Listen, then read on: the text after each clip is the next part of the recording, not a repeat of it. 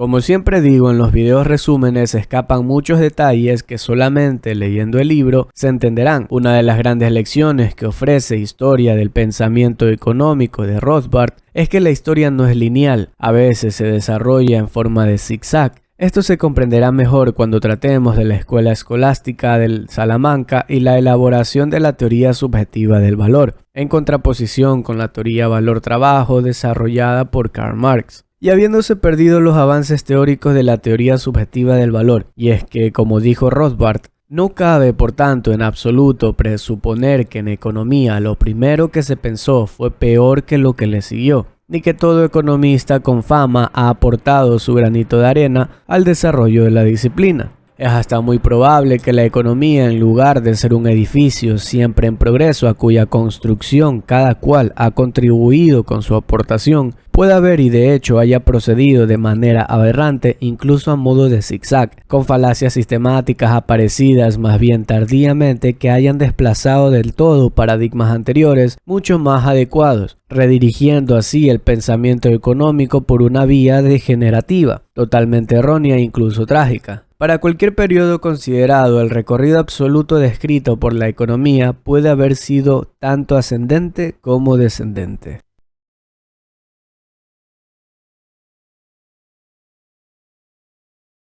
Como todos saben, la Grecia antigua fue precursora de la filosofía y la razón, elaborando criterios que hasta la actualidad son influenciados por ellos. Estos tales como la democracia o la ley natural, que también llegó a la teología, ya que Santo Tomás de Aquino se influenció por Aristóteles. Posteriormente, en el siglo XVII, John Locke perfeccionó estos conceptos sobre la ley natural e hizo aparecimiento de lo denominado como derechos naturales del hombre, o también dicho, el origen de los derechos humanos. Esto varía según el paradigma de cada cual considere el origen de los derechos humanos, ya que unos mencionan que fue en Francia y otros mencionan que empezó con la Carta Magna de Inglaterra. Para Rothbard, el primer economista fue Hesíodo, quien vivió en la Grecia arcaica a mediados del siglo VIII a.C.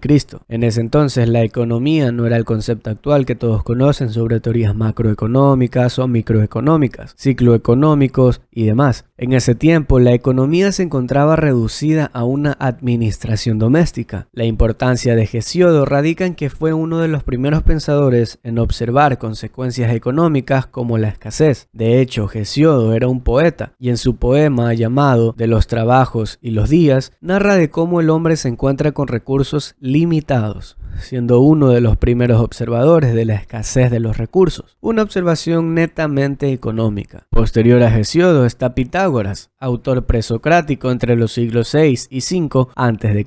Él sostenía que solo los números contienen la realidad propia del mundo, siendo uno de los principales matemáticos de la historia. El sociólogo Pitirim A. Sorokin menciona que la actitud de Pitágoras puede ser un caso de cuantofrenia o metromanía, lo que básicamente es una patología obsesiva sobre los números. En este sentido, Rothbard le critica por querer trasladar únicamente el método matemático a la ciencia económica, ya que para él eso es insuficiente en el desarrollo evolutivo de la teoría económica. Pasado Pitágoras se encuentra Demócrito, entre los siglos V y IV a.C.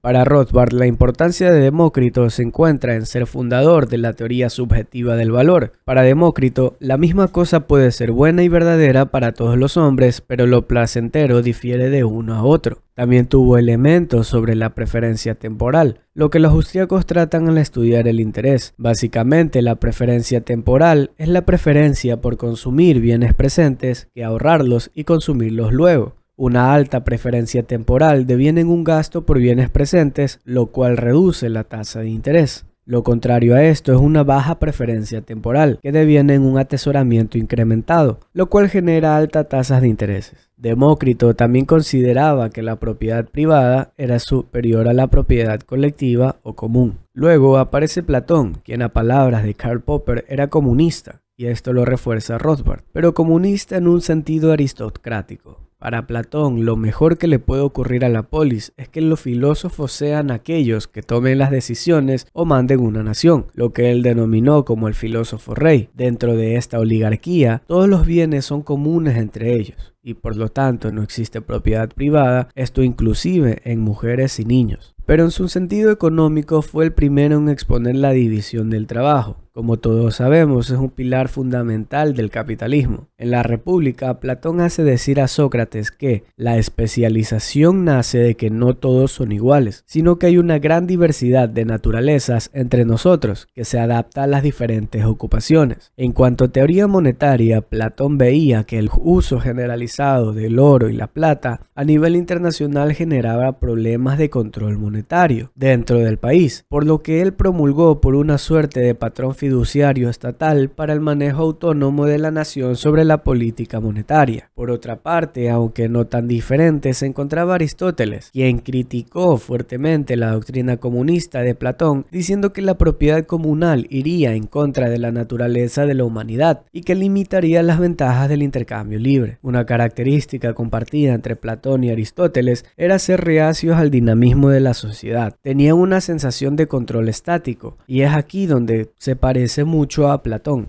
Esto se entiende al leer a Karl Popper en La Sociedad Abierta, cuando narra cómo Platón se crió toda su vida en la guerra, por lo que para él el origen del Estado era el estado perfecto de la nación, y todo cambio degeneraría este estado. Aristóteles, en cuanto a teoría monetaria, consideraba el dinero como un medio general de intercambio indirecto. Eso, como podemos entender, los austriacos también lo compartían, como Karl Menger o Mises, y lo consideraban positivo para el progreso humano. Sus análisis económicos resultan algo confusos en cuanto al intercambio. Para él, los intercambios deben de ser de igual valor, y lo hace confuso cuando en Ética a Nicómaco dice que en un intercambio entre un zapatero y un albañil, el valor de ambos bienes en intercambio deben contener el mismo valor, por lo que las preguntas que surgen es ¿cómo se calcula un idéntico valor entre ambos bienes? En conclusión, Aristóteles promulgaba una equidad del valor en una transacción, lo que posteriormente se estudió y se concluyó que el intercambio se produce no por un valor igual entre bienes, sino lo contrario, por una desigualdad inversa. En el mismo ejemplo entonces, si yo tengo un zapato y lo intercambio por granos de café, es porque valoro más los granos de café que mis zapatos. Por tanto, entrego mis zapatos por el grano de café. Por tanto, los valores no son idénticos, sino que lo contrario, son desiguales. Aristóteles también entró en lo denominado como la ley de la utilidad marginal, lo cual básicamente concluye que una mayor oferta de un bien afecta su utilidad, reduciendo su valor. Por lo tanto, una mayor oferta reduce precios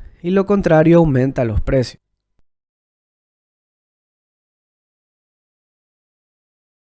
Aparentemente, según la historia del pensamiento económico, posterior a Aristóteles, solo el estoicismo llega a tener cierta relevancia en cuanto a desarrollo teórico económico. Murray Rothbard nos dice, a pesar de la importancia de sus contribuciones a la filosofía moral y jurídica, ni estoico ni romano alguno aportó nada significativo al pensamiento económico. Sin embargo, el derecho romano influyó intensa y ampliamente en los posteriores desarrollos legales de Occidente. El derecho privado romano elaboró aquí, por vez primera, la idea de los derechos de propiedad como derechos absolutos. De aquí procede el derecho a la libre contratación, con los contratos interpretados como transferencias de títulos de propiedad. Esto es interesante, ya que Murray Rothbard no solamente nos dice sobre el desarrollo teórico económico, sino que nos menciona levemente algo sobre el derecho. Y en cuanto al desarrollo teórico jurídico, el derecho romano fue una época importante. En este mismo sentido, Ricardo Manuel Rojas menciona en Fundamentos Praxeológicos del Derecho que el derecho romano antiguo elaboró los cimientos para la common law, siendo estos fundamentalmente basados en la costumbre. Posteriormente fueron codificados con el Códex de Justiniano, pero el Código de Teodosio permaneció mayoritariamente de derecho privado consuetudinario. En la antigua China básicamente hubo tres escuelas de pensamientos predominantes. La primera era la legalista, la segunda la teoísta y la tercera los seguidores de Confucio.